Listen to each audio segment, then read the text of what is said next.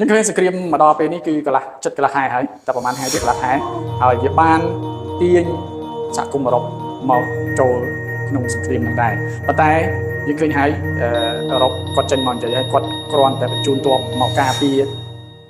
សមាជិក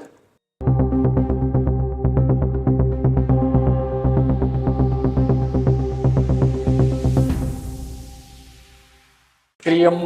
អាមេរិកអ៊ីស្រាអែលជាមួយនឹងអ៊ីរ៉ង់ដល់ថ្ងៃនេះវាជិតកន្លះខែហើយមិនបើជិតកន្លះខែបៃដំបងគិតថាតែប្រហែលថ្ងៃទេប៉ុន្តែដាក់មែនតែនមានណាជិតកន្លះខែហើយទាញប្រទេសជាច្រើនចូលរួមនៅក្នុងសង្គ្រាមនឹងទៀតអញ្ចឹងមកដល់សប្តាហ៍ថ្ងៃនេះមានសំណួរជាច្រើនពាក់ព័ន្ធជាមួយនឹងសង្គ្រាមនឹងតើសង្គ្រាមនឹងបន្លាយដល់ពេលណាហើយអាចនឹងរីកធំដល់កម្រិតណាយើងឃើញហើយឥឡូវវាទាញទៅដល់អឺរ៉ុបទាញដល់អាស៊ីអាគ្នេយ៍យើងទៅដល់ស្រីលង្កាទៀតអញ្ចឹងវាឆ្ងាយខ្លាំងមែនទែនអញ្ចឹងហើយសួរថាអាមេរិកចំណេញគេយើងឃើញអាមេរិកដូចជាលងលើជាមួយអ៊ីស្រាអែលបោកអាមេរិកយកមកប្រើហ្នឹងហើយបោកអាមេរិកយកមកប្រើព្រោះដឹងអាមេរិកមានទ័ពនៅជុំវិញប្រទេសអ៊ីរ៉ង់អញ្ចឹងចង់អ៊ីរ៉ង់ត្រូវតែតបជាមួយអាមេរិកខ្លាំងណាអញ្ចឹងយើងឃើញសង្គ្រាមមកដល់ពេលនេះគឺកន្លះចិត្តកន្លះខែហើយតែប្រហែលខែទៀតកន្លះខែហើយវាបានទាញសហគមន៍អឺរ៉ុបមកចូលក្នុងសង្គ្រាមនឹងដែរប៉ុន្តែយើងឃើញហើយអឺរ៉ុបគាត់ចេញមកនិយាយហើយគាត់គ្រាន់តែបញ្ជូនទ័ពមកការពារសមាជិកអឺរ៉ុបគាត់ទេសមាជិកអង្គការ NATO ទេយើងឃើញកាលពីសប្តាហ៍មុនណាមានមីស៊ីលមួយបានផ្លោទៅដល់ Cyprus បានបាញ់ទៅមូលដ្ឋានទ័ពរបស់អង់គ្លេសនៅ Cyprus ហើយក្រោយមកទៅឃើញនាយករដ្ឋមន្ត្រីរបស់អង់គ្លេសគាត់ចេញមកនិយាយគាត់ថាមីស៊ីលហ្នឹងគាត់មិនបញ្ជាក់ថាមីស៊ីលរបស់អ្នកណាទេគាត់ថាអាចជាមីស៊ីលប្រទេសទី3មិនមែនអ៊ីរ៉ង់ហើយក៏មិនប្រកាសថាអាមេរិកឬក៏អ៊ីស្រាអែលអញ្ចឹងគាត់ចេញមកនិយាយដោយខ្លួនឯងគាត់មិនបានចោទទៅលើអ៊ីរ៉ង់ទេអញ្ចឹងហើយដោយសារតែមានមីស៊ីលធ្លាក់ទៅក្នុងប្រទេសដែលជាសមាជិករបស់ NATO អញ្ចឹងអង្គការ NATO បានបញ្ជូនទ័ពមកការពារប្រទេស Cyprus ណាមានដូចជាបារាំងអ៊ីតាលីអង់គ្លេសអាល្លឺម៉ង់ក្រិចហើយនិងអេស្ប៉ាញបានបញ្ជូននាវាចម្បាំងបានបញ្ជូនថែវការពារមកការពារតំបន់ឈូងសមុទ្រតំបន់សមាជិកអង្គការ NATO របស់គាត់ហ្នឹងអញ្ចឹងអង្គការ NATO គេមានច្បាប់គេមាត្រាទី5បើសិនជាមានប្រទេសណាប៉ះពាល់ណាបៀតបៀនទៅលើសមាជិកអង្គការ NATO ប្រទេសទាំងអស់នៅក្នុងអង្គការ NATO នឹងចូលរួមគ្នាមកការពារប្រទេសហ្នឹងអញ្ចឹងបើឆ្លោះមួយជាមួយសមាជិកមួយណាដូចឆ្លោះជាមួយនឹងអង្គការ NATO ទាំងអស់ហ្នឹងអញ្ចឹងគេបានបញ្ជូនទ័ពមកការពារប៉ុន្តែមិនបានលូកដៃទៅក្នុងសង្គ្រាមហ្នឹងទេគេរងចាំមើលតើវាមានផលអីប៉ះពាល់មកលើប្រទេសដែលជាសមាជិកអង្គការ NATO ហ្នឹងហេតុផលដែលដូចជាមានហេតុផលមួយចំនួនដែលមានមីស៊ីលទៅហ្នឹងដោយសារតែអង់គ្លេសបានប្រកាសអនុញ្ញាតឲ្យទាហានអាមេរិកមានថានាវាចម្បាំងនាវាដឹកយន្តហោះអាមេរិកអាចជម្លៀសខ្លួនទៅឯបCyprusបានទៅឯបប្រទេសទាហានរបស់អង់គ្លេសបានអញ្ចឹងគ្រាន់តែអង់គ្លេសប្រកាសបានមួយថ្ងៃពីរថ្ងៃក្រោយមកក៏មានមីស៊ីលចូលទៅប្រទេសរបស់អង់គ្លេសហើយថ្មីនេះយើងឃើញបានបន្តមកដល់អាស៊ីដែរឃើញសប្តាហ៍មុននេះឃើញនាវាចម្បាំងរបស់អ៊ីរ៉ង់ពីរគ្រឿងត្រូវបានវាយប្រហារដោយនាវាមួយទឹករបស់សហរដ្ឋអាមេរិកដែលនៅដែនសមុទ្រនៅដែនសមុទ្រអ៊ីរ៉ង់ជាប់នឹងដែនសមុទ្ររបស់ស្រីលង្កាអញ្ចឹងនាវាចម្បាំងរបស់អាមេរិកបានបាញ់នាវារបស់អ៊ីរ៉ង់ឈ្មោះIris Dina បាញ់លិចមួយគ្រឿងហើយបណ្ដាលឲ្យនាវិកនៅក្នុងហ្នឹងស្លាប់ដល់ទៅ80នាក់ជាងហើយរបួស10នាក់ជាងហើយបាត់ខ្លួនជាច្រើនអ្នកទៀតហើយក៏ត្រូវបាននាវាចម្បាំងរបស់ស្រីលង្កាចូលមកជួយសង្គ្រោះណាជួយសង្គ្រោះអ្នករបួសទាំងប្រមាណហើយជួយជម្លៀសនាវាមួយទៀតដែលមិនបានរងគ្រោះដោយសារការបាញ់របស់នាវាមួយទឹករបស់សហរដ្ឋអាមេរិកនឹងជម្លៀសឲ្យចូលចតនៅក្នុងដែនទឹករបស់ខ្លួនសិនអញ្ចឹងវាបានរីកដល់អាស៊ីអាគ្នេយ៍យើងនេះហើយដែលមានផ្ទៃដីចម្ងាយពីអ៊ីរ៉ង់ទៅស្រីលង្កាហ្នឹងវាមានចម្ងាយ1600គីឡូអញ្ចឹងវាដូចជាឆ្ងាយខ្លាំងណាស់ហើយវាឆ្ងាយពីគោលដៅឆ្ងាយពីទីតាំងដែលជាចំណុចសង្គ្រាមហ្នឹងអញ្ចឹង គេសួរថាអាមេរិកប្រុងពង្រីកដែនសង្គ្រាមនឹងទៅដល់អាស៊ីអាគ្នេយ៍ទៀតឬក៏យ៉ាងម៉េចព្រោះដូចជាមិនមានហេតុផលណាមួយដែលបញ្ជាក់ថានាវាចម្បាំងរបស់អ៊ីរ៉ង់នឹងណាបានកំណត់គោលដៅវាយ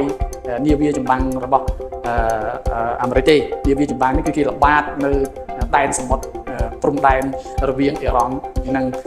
ស្រីលង្កានោះទេអញ្ចឹងវាដូចជាមិនមែនជាគោលដៅដែលត្រូវទៅវាយប្រហារនាវានឹងទេប៉ុន្តែអាមេរិកថាឲ្យតែកម្លាំងទ័ពជើងទឹករបស់អ៊ីរ៉ង់គឺអាមេរិកវាយទាំងអស់ហើយអាមេរិកក៏ព្យាយាមចាប់ដើមអូសទាញរឿងនឹងឲ្យរុស្ស៊ីចូលរួមមួយទៀតដែរយើងឃើញប្រហែលថ្ងៃនេះបើតាមទូរទស្សន៍ CNBC News បានបញ្ជាក់ថាលោក Donald Trump គាត់បានចេញមកនិយាយឲ្យថានៅក្នុងសង្គ្រាមនេះរុស្ស៊ីជាអ្នកលូកដៃនៅពីក្រោយអ៊ីរ៉ង់ក្នុងការស៊ើបយកទីតាំងរបស់អ៊ីស្រាអែលទីតាំងរបស់ប្រទេសទ័ពរបស់សហរដ្ឋអាមេរិកនៅកន្លែងណាឯកន្លែងណាហើយយើងឃើញហើយអ៊ីរ៉ង់ត្រូវបានអាមេរិកហើយអ៊ីស្រាអែលទម្លាក់គ្រាប់បែកទៅរកទៅចំគោលដៅជាច្រើនជាគោលដៅដែលដូចជារ៉ាដាដូចជាប្រព័ន្ធបាញ់មីស៊ីលអីទាំងប្រមាណហ្នឹងគឺទម្លាក់ទៅខ្ទេចទីអស់ហើយมันមានរ៉ាដាណាសម្រាប់កំណត់គោលដៅទៅបាញ់ទីតាំងរបស់អ៊ីស្រាអែលហើយនិងទីតាំងរបស់សហរដ្ឋអាមេរិកទេប៉ុន្តែយើងឃើញព័ត៌មានចេញមកឃើញអ៊ីរ៉ង់បាញ់ចំគោលដៅជាច្រើនមានវិធីទាហានរបស់អាមេរិកមានរ៉ាដាដែលជាផ្នែកនៅមជ្ឈមបូព៌ាផ្នែករបស់អាមេរិកនៅមជ្ឈមបូព៌ាដែលមានតម្លៃ$1,100 លាន$1,100 លានថ្លៃមែនទែនមួយហ្នឹងដែលអាចមើលឃើញចម្ងាយ5,000 គីឡូម៉ែត្រអញ្ចឹងទីតាំងនៅតំបន់មជ្ឈមបូព៌ាហ្នឹងចង់មានកន្លែងណាដែលសភាវុធផ្ទុកសភាវុធឬក៏រ៉ាដាឬក៏សភាវុធរបស់អ៊ីរ៉ង់តែប្រហែលគេអាចមើលឃើញទាំងអស់តែអ៊ីរ៉ង់បាញ់ចំកន្លែងហ្នឹងទៀតអញ្ចឹងមានន័យថាអ៊ីរ៉ង់មិនមែនបាញ់ព្រាវទេគឺមានគេជួយមើលពីក្រោយហើយគេបោះពុំឲ្យវាយពីក្រោយអញ្ចឹងក៏ចាប់ដើមអូសទាញរុស្ស៊ីចូលមួយទៀតហើយអញ្ចឹងតើវាអាចបរិយទេអាចបរិយទៅជាសង្គ្រាមលោកដែរឬក៏អត់អញ្ចឹងសួរថាតើអាមេរិកមានផែនការអីសម្រាប់បញ្ចប់សង្គ្រាមមួយនឹងឲ្យឆាប់ណាហើយអ៊ីស្រាអែលមានផែនការអីបើសម្រាប់អ៊ីស្រាអែលយើងឃើញថាអ៊ីស្រាអែលគេមានផែនការទី1ទី2ទី3ពួកគេហើយប៉ុន្តែយើងមើលឃើញលោក Donald Trump ដូចជាមិនទាន់ចេញផែនការណាមួយដើម្បីបញ្ចប់សង្គ្រាមនឹងទេហើយក៏មិនមានផែនការស្ដារប្រទេសអ៊ីរ៉ង់ដែរគ្រាន់តែគាត់និយាយថាឲ្យប្រជាជនគ្រប់ឡើងបះបោណាទៅដើមអំណាចពីឆ្នាំបដិវត្តន៍របស់អ៊ីរ៉ង់ហ្នឹងយើងឃើញមករយៈនេះប្រហែលថ្ងៃនេះអ៊ីស្រាអែលបានបដូរទិសដៅក្នុងការវាយអ៊ីរ៉ង់ហើយទិសដៅដែលជាតំបន់ដែលជាមូលដ្ឋានទាហានរបស់អ៊ីរ៉ង់គឺបានកំទេចជាច្រើនហើយតែឥឡូវនេះអ៊ីស្រាអែលបានបដូរគោលដៅទៅទម្លាក់នៅរោងចក្រដែលផលិតប្រេងណាកន្លែងផលិតប្រេងដែលខុសពីគោលដៅសង្គ្រាមអញ្ចឹងអ៊ីរ៉ង់ក៏នៅតែមានក្របបាញ់ហើយអាមេរិកហើយអ៊ីស្រាអែលនៅតែបន្តទម្លាក់ថែមទៀតតើសង្គ្រាមមួយនឹងបញ្ចប់នៅពេលណាហើយអ្នកណាជាអ្នកចំណេញទៅលើសង្គ្រាមនឹងយើងឃើញមករយៈនេះឃើញថាទោះជាអ៊ីរ៉ង់គាត់មុននឹងស្លាប់ក៏គាត់ទាញឲ្យប្រទេសទាំងពីរនឹងរងរបួសដែររងរបួសដោយរបៀបម៉េចយើងឃើញហើយដ្រូនរបស់អ៊ីរ៉ង់តែ$20,000ទេប៉ុន្តែខែលការពាររបស់អ៊ីស្រាអែលហើយនិងខែលការពាររបស់អាមេរិកមួយគ្រាប់$4 លានចុះប្រហោះដ្រូនទៅ200គ្រាប់តើត្រូវចំណាយប្រមាណលានសម្រាប់ទប់ដ្រូនទាំងអស់ហ្នឹងចំណាយលុយដើម្បីទប់ស្កាត់ហើយបើនៅបន្តប្រហែលជាមួយខែទៅ2ខែទៀតអាមេរិកនិងអ៊ីស្រាអែលនឹងខ្វះខែលការពារខ្វះគ្រាប់ការពារពួកផលិតអត់ទាន់ជុំវាប្រហោះមួយយប់មួយថ្ងៃរាប់រយអញ្ចឹងវាបានបូមលុយពីអ៊ីស្រាអែលបូមលុយពីអាមេរិកច្រើនចូលមកព័ត៌មានសម្រាប់សប្តាហ៍នេះណាថ្ងៃច័ន្ទថ្ងៃគីអត់មានព័ត៌មានសំខាន់ទេតែថ្ងៃពុធជាព័ត៌មានអតិបរណារបស់សហរដ្ឋអាមេរិកអញ្ចឹងវានឹងធ្វើឲ្យតម្លៃលុយអាមេរិកឬក៏តម្លៃហ៊ុនអីហ្នឹងអាចនឹងមានការឡើងថ្លៃឬក៏ចុះថោកអាស្រ័យទៅលើអតិបរណាហ្នឹងអញ្ចឹងការព្យាករណ៍បន្តិចគេអាចឡើងដល់ 2.5% លើសខែចាស់អញ្ចឹងយើងរងចាំមើលតើវាឡើងឬក៏ចុះថ្ងៃប្រហ័សនឹងមានការ speak របស់ប្រធានធនាគាររបស់អង់គ្លេសនៅម៉ោង 4:30 នាទីល្ងាចហើយម៉ោង 7:30 នាទីល្ងាចនឹងមាន unemployment claim ព័ត៌មានប្រចាំសប្តាហ៍របស់អាមេរិកហើយថ្ងៃសុក្រគឺព័ត៌មាន GDP របស់pound ម៉ោង 2 ម៉ោង 7:30 នាទីនឹង core PCE ហើយនឹង prelim GDP របស់សហរដ្ឋអាមេរិកណា ហើយនឹងមានចប announcement របស់សហរដ្ឋអាមេរិកចេញនៅម៉ោង 9 គត់ណាអញ្ចឹងព័ត៌មានដែលសំខាន់សប្តាហ៍នេះគឺ CPI របស់សហរដ្ឋអាមេរិកសម្រាប់តម្លៃមាសយើងឃើញហើយតម្លៃមាសយើងចុះមកវិញបន្តិចណាតែនៅនិន្នាការអាប់ឡើយទេមាសសប្តាហ៍មុនគឺមូបាន418 ពីបណានិន្នាការអាប់ signal down យ៉ាងសាយវែងអញ្ចឹងមាសព្រឹកមិញគឺចុះមកដល់5881.57 អញ្ចឹងអាចនឹងឡើងទៅរក resistance 5417.38 ក្នុងមួយអោនទៀតអញ្ចឹងបើ break ហ្នឹងនឹងឡើងទៅទៀតណាបើអត់ break ទេចុះមករក support 4844.16 វិញ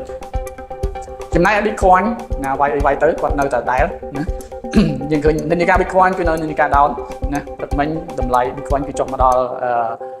66,556 ហើយអាចនឹងមក break support របស់គាត់គឺ 64,778 អញ្ចឹងនិន្នាការ down signal down អញ្ចឹងនៅបន្តចុះមកច្រើនថែមទៀត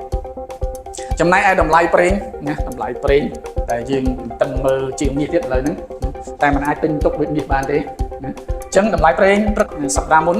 តម្លៃប្រេងគឺមូ400ណា420 ពីបគឺមូក្នុង$40ដែរ$40ជាងដែរនិន្នាការអាប់ signal ក៏អាប់តម្លៃប្រេងគឺព្រឹកមិញនេះគឺឡើងដល់115.82 ក្នុង1បារ៉ែលណាហើយ resistance របស់វាគឺ127.02បើប្រេងហ្នឹងឡើងកាន់តែខ្លាំងតែបើអត់ប្រេងទេនឹង retest ចុះមកវិញខ្លះតែអាចនឹងប្រេងនឹងអាចបន្តឡើងទៀតណាព្រោះ signal វានៅខ្លាំងហើយ trend ក៏នៅខ្លាំងចំណែកឯលុយអាមេរិកនិងលុយជប៉ុនវិញឃើញថាលុយអាមេរិកយើងឡើងថ្លៃវិញបន្តិចណាសប្តាហ៍មុនមូបាន246 ពីប